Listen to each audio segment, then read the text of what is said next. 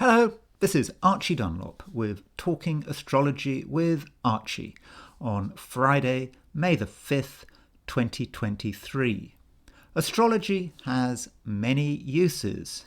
It's not just about looking at individual birth charts. You can look at the charts of events. For example, yesterday I looked at the horoscope for the Kent State shooting in 1970. Another way we can use astrology is to answer questions. And this branch of astrology is called horary. So what you might do is you might ask a question. Will I get a job? What else? Will I marry someone, for example? And you would take the exact time that you asked the question and you would set up a chart for this time. And this method of astrology has got a long pedigree. I think it's used in Indian astrology, and it was certainly in part of the Western tradition. For example, the most important book on this aspect of astrology, horary astrology, was written in the mid-17th century by William Lilly. And I did a course many, many years ago in horary astrology, and it was taught by a woman called Olivia Berkeley. And Olivia Berkeley was particularly into finding lost animals. This was the most important thing in her life. If someone had, or not in her life, but in her practice, the most important type of question was, so if you'd lost your cat or your rabbit or whatever, this was a matter of life and death as far as she was concerned. She always said that if a human had been lost and someone asked her about it, she just wouldn't have cared. But if someone called her at 3 a.m. saying that they'd lost their cat, she would be up at her kitchen table trying to work out where the cat was based on astrology. What she would do is, someone might call her, lost their cat.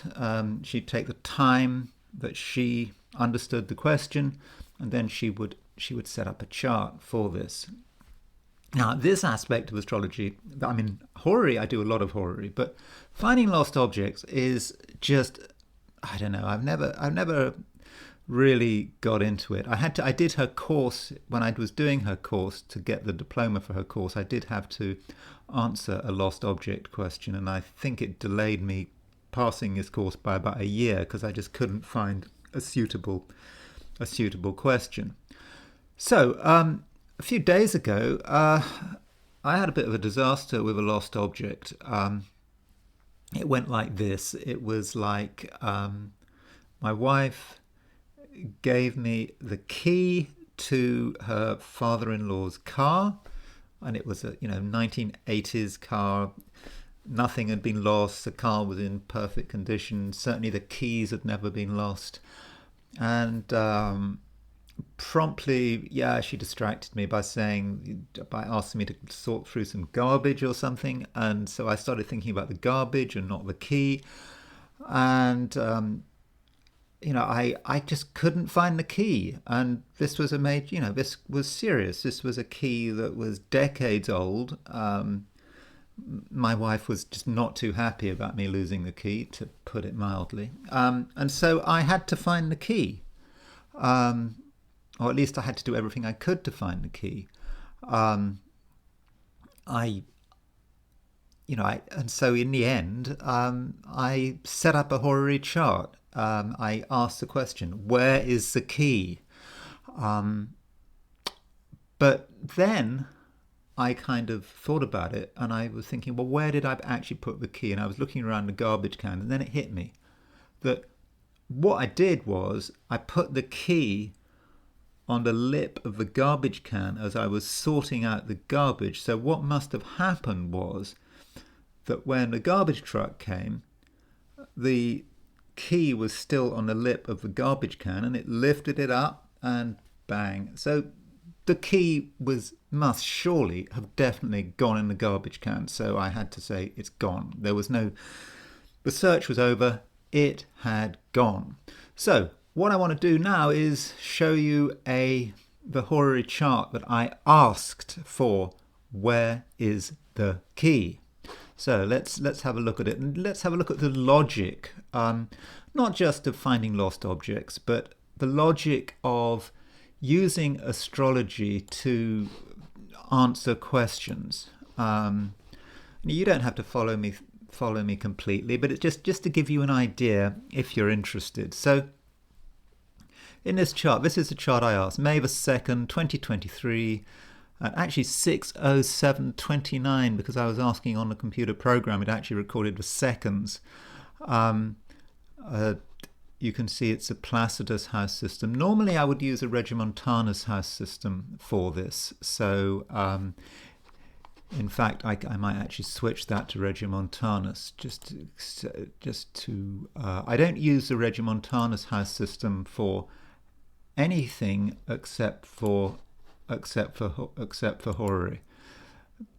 The reason I use the Regiomontanus house system is because I very much use that 17th century book, which I talked about, by William Lilly, and he used the Regiomontanus house system, so I use the Regiomontanus house system just to follow tradition. But the Regiomontanus houses aren't so different from the Placidus cusps. So there's the ascendant, Libra. So that means that I'm Venus, because Libra rules Venus. I mean, I know I don't look like Venus, but there I am, Venus in the 9th.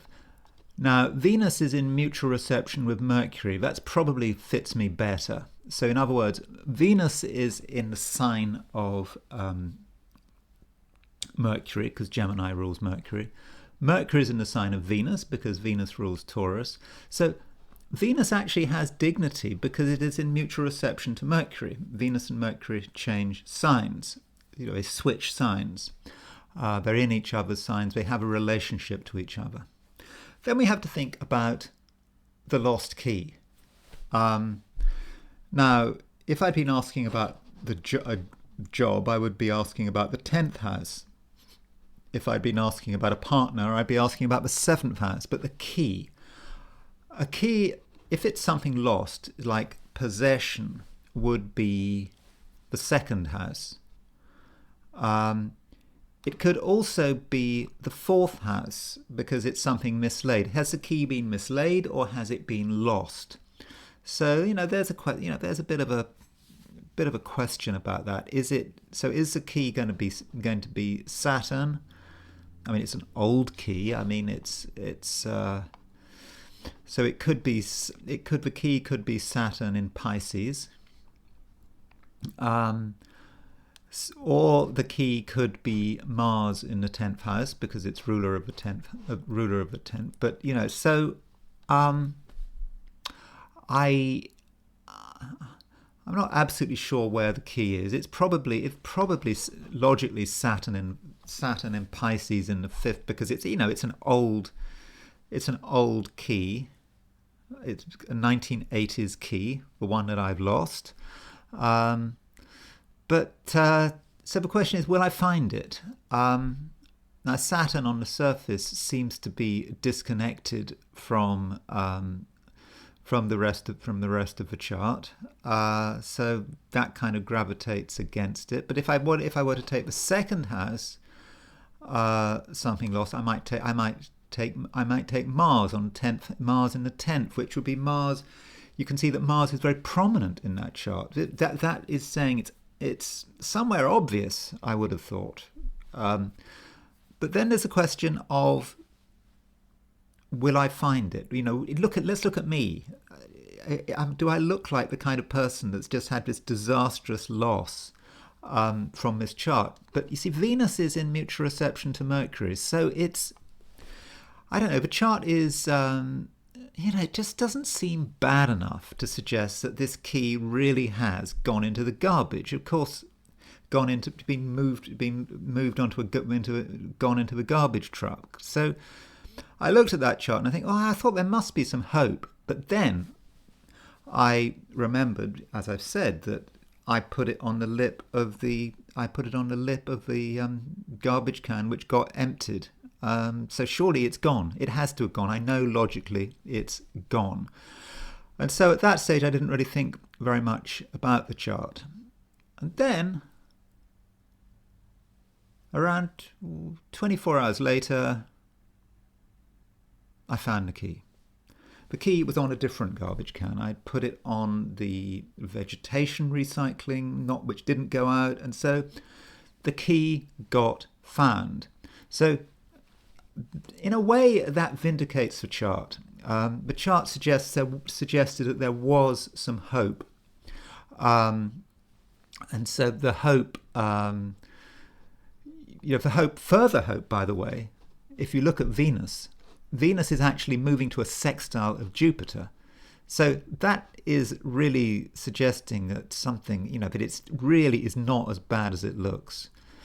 Another thing to consider is the moon. So the moon, it doesn't make any aspects.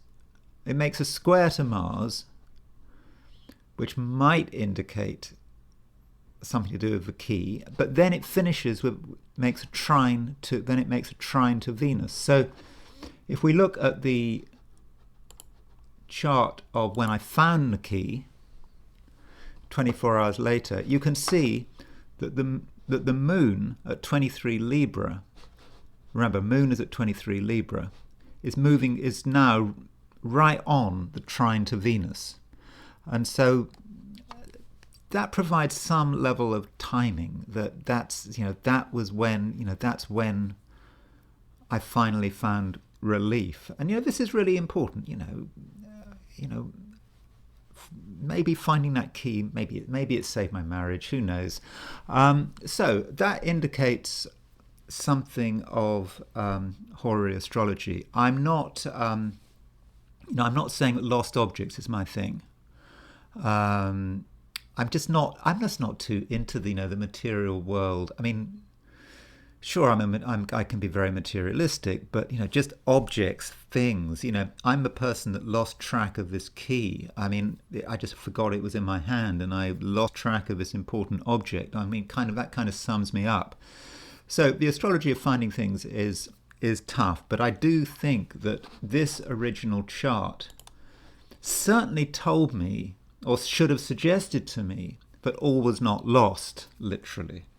That even though I was sure the key had been thrown out with the garbage, that memory of putting it on the garbage can, of the main garbage can, that garbage can that got emptied, was perhaps a false memory, or maybe I'd seen it, my brain had been playing tricks with me. So anyway, that's the lost key. Not one of my greatest astrological performances, because lost objects aren't my thing. But horary astrology can be extremely useful. It's if you've got a question and you need an answer, and if you get a good chart, for example, I remember with Brexit, I asked the horary question, will Britain vote for Brexit in 2016? The horary chart was absolutely unambiguously saying Britain would vote for Brexit.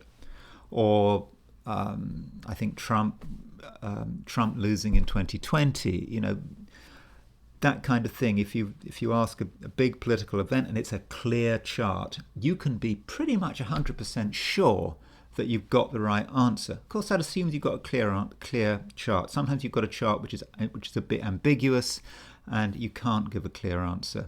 But it's certainly something to have in your astrological toolkit. So let's now look at the astrology for today. As you perhaps know, there's a full moon. I'm going to do another video looking at the full moon in isolation, but in general, full moons are not as good as new moons.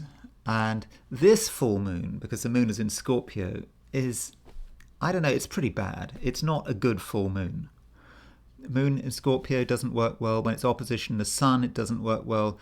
It's going to be a time of realization, a time when we see the truth for what it is, And I think in many cases, the truth for what it is not going to be good. We have to basically come down to earth and accept the reality of the situation.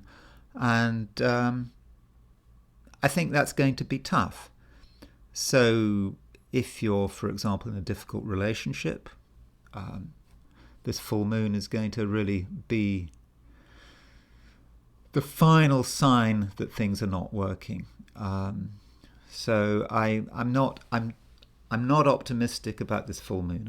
I just don't think it's particularly positive. Now, that doesn't mean to say it's going to be a bad day, because there are other things going on. When I showed you, looked at that chart of me finding the key, or the horary chart, I pointed out that Venus was making a sextile to Jupiter, and you can see that Venus at 27 Gemini is sextile to Jupiter in 27 Aries. So that does actually give us a certain amount of luck. So however grim the full moon is, we can also be lucky. We can maybe it's a question of snatching victory from defeat, something like that. There's hope. There's protection. Yeah, Jupiter is about protection. So many of us are going to find that we are protected, and if we take advantage of the opportunities coming our way, then it needn't be such a bad day. Now, as far as my forecasts for the 12 signs are concerned, here goes. Aries, 4 stars. At first, the picture seems bleak, but friends and partners cheer you up. Taurus, 5 stars. A good day when you are luckier than average.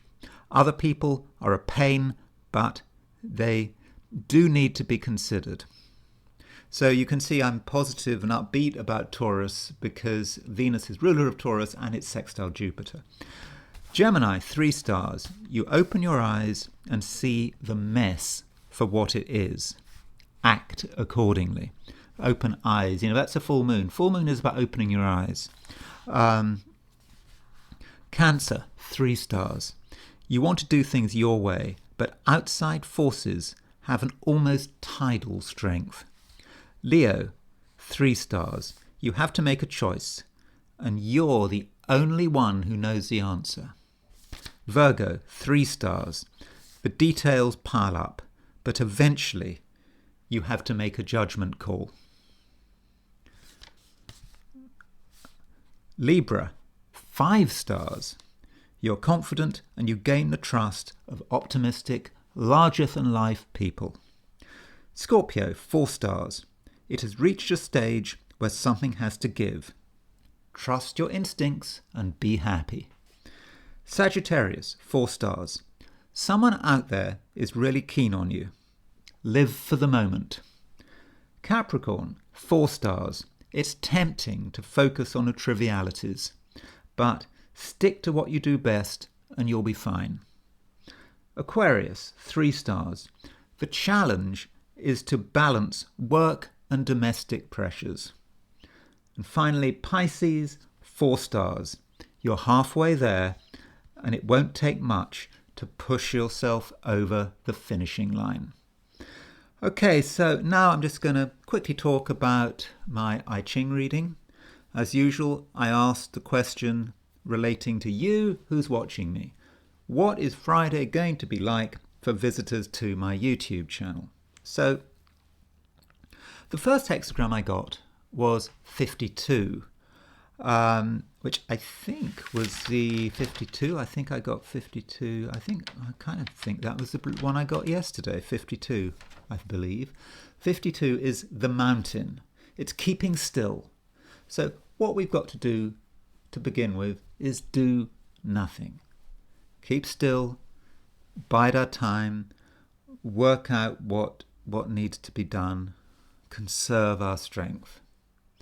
Then there's a change, a small change, and in a way it's a weakness.